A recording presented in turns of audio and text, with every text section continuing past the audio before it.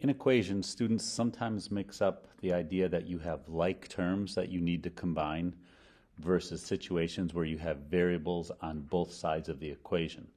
So I'm going to walk you through two quick equations. This one has only like terms. This one has like terms, but it also has variables on the left side of the equation and variables on the right side of the equation. Let's go.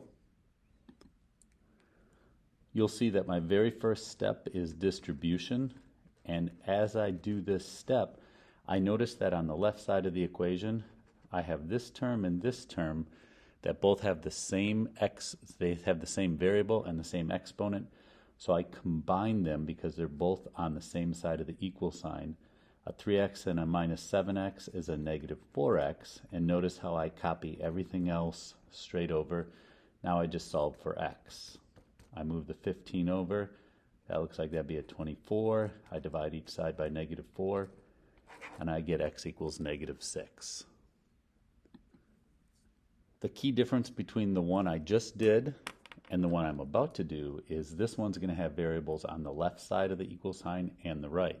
So let's see how that matters. When I start by distributing the 3, and over here, by the way, I have like terms. The 9 and the 2 are both numbers, so I can combine them right away and call that 11 minus 7x. So I still had like terms, but now I have variables on the right and the left, and I need to make a decision. Either the 3x heads to that side, or the negative 7x heads to the left side. It doesn't matter which one you do, you just choose the one that's easiest. So in this case, I'll decide to add 7x to both sides. What I get over here is a 10x minus 15, and by adding 7x over here, the minus 7x and the 7x added to 0, or effectively disappeared, and now I've moved the 7x variable to the other side, and now I can just solve this equation.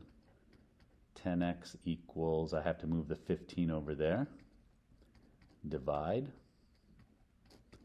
and I can leave it like that, or I could turn it into a decimal, or I could reduce the fraction. So now you've seen the difference between like terms on the same side of the equal sign, we combine them, versus variables on opposite sides of the equal sign. One of them has to go to the other side of the equation.